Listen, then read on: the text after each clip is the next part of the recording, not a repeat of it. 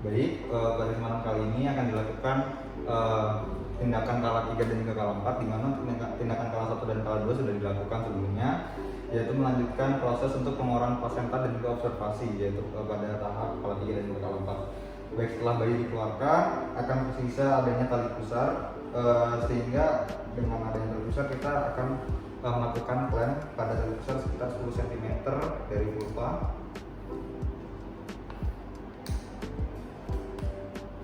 Baik, setelah dilakukan klem pada tali pusar, selanjutnya adalah kita harus meletakkan tangan kita yang satunya di atas perut ibu, di atas simplisis untuk mendeteksi.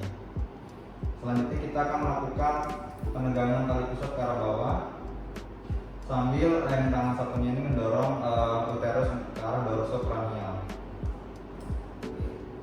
Kita harus terus melakukan penegangan dengan yang pertama sejajar lantai, lalu menarik tali pusar ke atas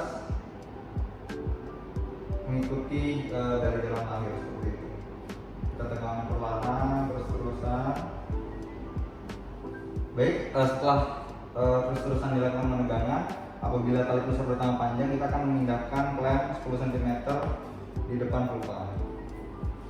Lalu selanjutnya, apabila plasenta tidak lahir dalam 15 menit, akan dilakukan penyuntikan oksitosin sebanyak 1,0 unit melalui intramuskular, dan juga kita akan melakukan kateterisasi pada pasien apabila kantung kemihnya penuh, dan juga kita melakukan komunikasi kepada keluarga untuk menyiapkan surat rujukan. Lalu kita mengulangi penegangan sebanyak 15 menit ke depannya seperti itu. Apabila plasenta tetap tidak lahir setelah 30 menit, maka akan dilakukan tindakan yaitu manual plasenta seperti itu. Baik, setelah plasenta mencapai introtius vagina, kita harus segera melahirkan plasenta, yaitu dengan menggunakan dua tangan. Kita keluarkan sampai plasenta terpilih, dan setelah dikeluarkan, kita memindahkannya ke wadah yang telah disediakan. Baik, apabila ada plasenta yang robek atau tertinggal di dalam, maka kita akan menggunakan sarung tangan DTT, lalu kita harus membersihkan sisa-sisa plasenta yang berada di dalam uterus ibu seperti itu. Baik, setelah plasenta lahir, maka tindakan selanjutnya yang dilakukan adalah massage, yaitu kita meletakkan telapak tangan kita lalu memijat pada bagian uterus dengan gerakan melingkar sampai uterus berkontraksi. Lalu selanjutnya, setelah kita melakukan massage, kita harus pastikan bahwa plasenta yang ada di ibu dan juga yang di bayi kita pastikan sudah utuh dan tidak ada yang tertinggal. Setelah dilakukan pemeriksaan, selanjutnya akan dilakukan evaluasi perdarahan, di mana kita akan mengecek pada bagian vagina dan juga perineum ibu apakah terdapat perdarahan, dan jika terdapat perdarahan maka kita harus mengevaluasi apakah terdapat laserasi atau tidak. Apabila terdapat laserasi, maka akan harus segera dilakukan tindakan penjahitan. Baik, untuk selanjutnya adalah tindakan evaluasi, di mana di sini kita akan melakukan pemantauan terhadap kondisi bayi dan juga pada kondisi ibunya. Untuk yang pertama kita melakukan pemantauan pada ibunya, yaitu kita harus melakukan pemantauan kontraksi dan juga perdarahan per vagina, di mana kita melakukan pemeriksaan, yaitu yang pertama 2-3 kali dalam 15 menit pertama pasca persalinan. Yang kedua setiap 15 menit pada 1 jam pertama pasca persalinan. Yang ketiga yaitu 20-30 menit pada jam kedua pasca persalinan, seperti itu. Dan jika uterus tidak berkontraksi dengan baik, maka harus dilakukan tindakan untuk tata laksana atonia uteri seperti itu. Dan juga kita harus melakukan komunikasi kepada keluarga untuk diajarkan cara melakukan massage uterus dan juga agar dimulainya kontraksi seperti itu. Selanjutnya kita sudah berkomunikasi dengan keluarganya, kita harus selalu mengevaluasi terhadap jumlah kehilangan darah yang ibu alami. Kita juga harus memeriksa nadi ibu dan juga keadaan kandung kemih ibu selama setiap 15 menit selama 1 jam pertama pasca persalinan seperti itu. Selanjutnya setelah ibu kita lakukan evaluasi, selanjutnya kita akan melakukan evaluasi pada bayi, di mana pada bayi kita harus pantau setiap 15 menit untuk memastikan bahwa bayi itu bernafas dengan baik, yaitu normalnya 40-60 kali per menit dan dalam suhu yang normal, yaitu 36,5 sampai 37,5 derajat Celcius.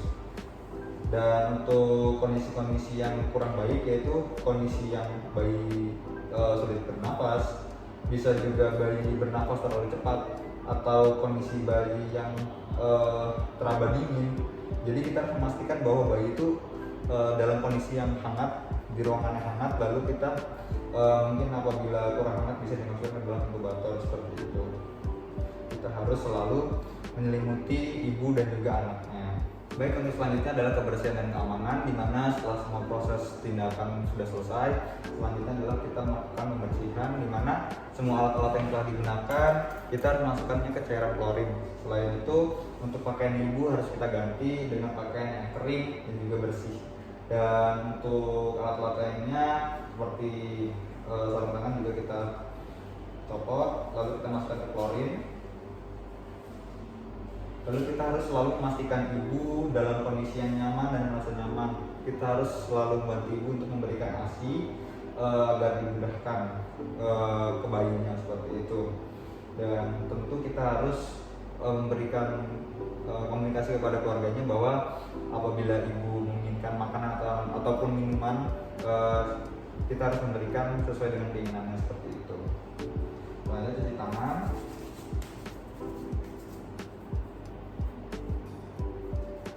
Dan selesai cuci tangan, tindakan semuanya sudah selesai. Selanjutnya adalah dokumentasi, di mana kita harus melengkapi untuk lembar parkograf seperti itu.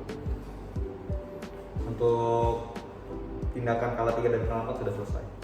Baik, selanjutnya adalah prosedur manual plasenta, di mana untuk prosedur ini ketika plasenta tidak lahir setelah 30 menit pasca kelahiran seperti itu. Untuk prosedurnya, yang pertama kita harus menjelaskan kepada ibu tindakan yang dilakukan. Baik ibu, selanjutnya akan dilakukan tindakan, yaitu adalah pengeluaran plasenta ya bu. Mungkin agak sedikit tidak nyaman, namun ibu jangan khawatir karena ini akan dilakukan sebagai bagian dari proses persalinan yang baik. Untuk selanjutnya kita akan melakukan persiapan alat, lalu persiapan pasien dan juga penolong seperti itu. Dimana posisi pasien sudah kita tempatkan dalam di bed dan dalam posisi litotomi. Selanjutnya kita memasang infus pada ibu untuk resusitasi cairan. Selanjutnya kita juga melakukan cuci tangan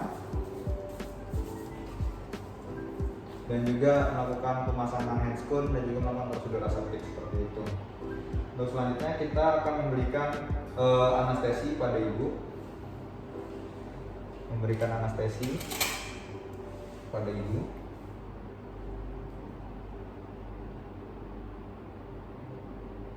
Pada rektal. Baik, setelah dilakukan proses anestesi, selanjutnya adalah melakukan kateterisasi pada ibu untuk mengosongkan kandung ininya seperti itu. Setelah dilakukan kateterisasi, kita harus menggunakan sarung tangan yang panjang sampai siku dan juga steril seperti itu. Selanjutnya, tali pusar yang sudah dipotong sebelumnya, kita akan melakukan clamp sejauh 10 cm dari vulva. Baik, setelah dilakukan clamp, selanjutnya adalah kita harus menegangkan tali pusar setinggi sejajar rata lantai seperti itu dengan tangan kiri, dengan satu tangan, yaitu tangan kiri seperti ini. Lalu kita memasukkan tangan kanan kita dengan menyusuri tali pusar secara perlahan-lahan, menyusuri tepi bawah tali pusar. Lalu tangan kiri kita pindahkan ke bagian perut seperti ini.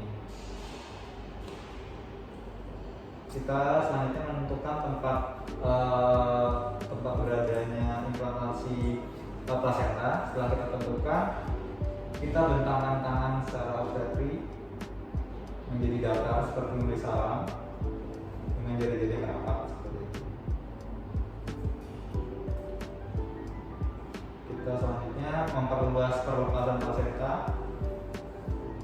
dan apabila plasenta sudah lepas semua, kita harus pegang secara keseluruhan plasenta di dalam.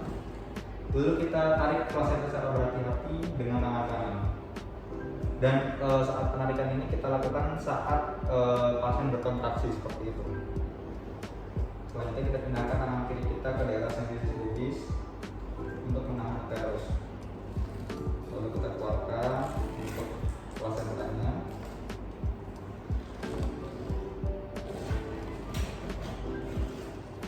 Setelah kita keluarkan plasenta, kita letakkan di wadah yang sudah disediakan.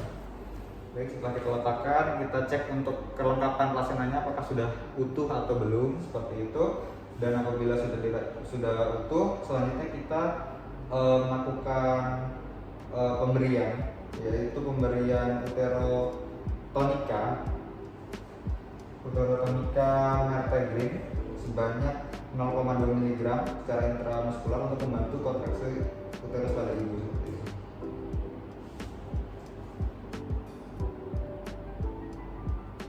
Baik, setelah diberikan uterotonika mertegrin, selanjutnya kita akan melakukan pemeriksaan pada ibu.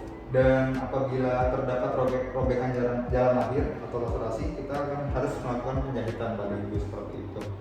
Selanjutnya kita melakukan dekontaminasi saluran tangan dan juga dekontaminasi saluran tangan di tempat yang sudah disediakan, lalu melakukan cuci tangan.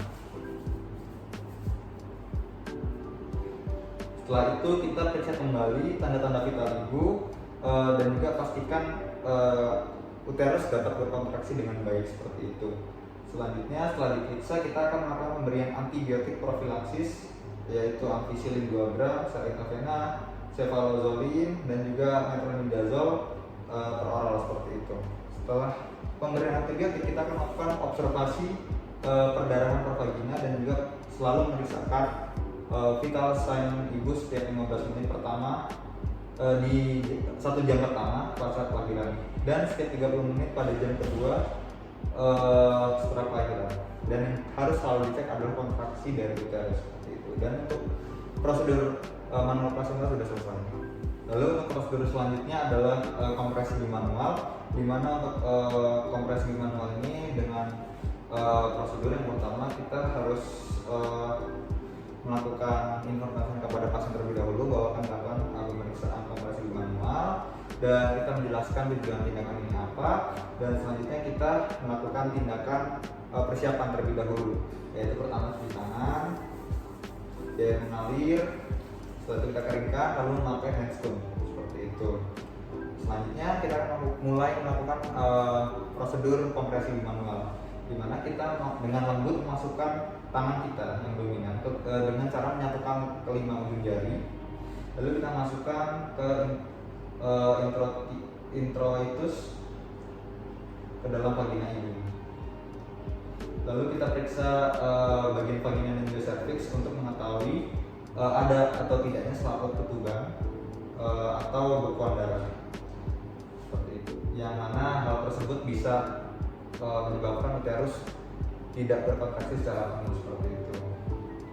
Selanjutnya kita letakkan kepala tangan kita pada vernix anterior dengan menekan dinding anterior pada uterus seperti itu.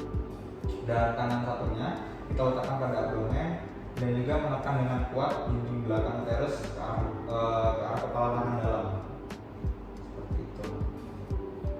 Kita tekan terus uterus dengan kedua tangan secara kuat, di mana hal ini ditujukan untuk memberikan tekanan pada pembuluh darah di dalam dinding uterus dan untuk merangsang ada myometrium untuk berkontraksi seperti itu.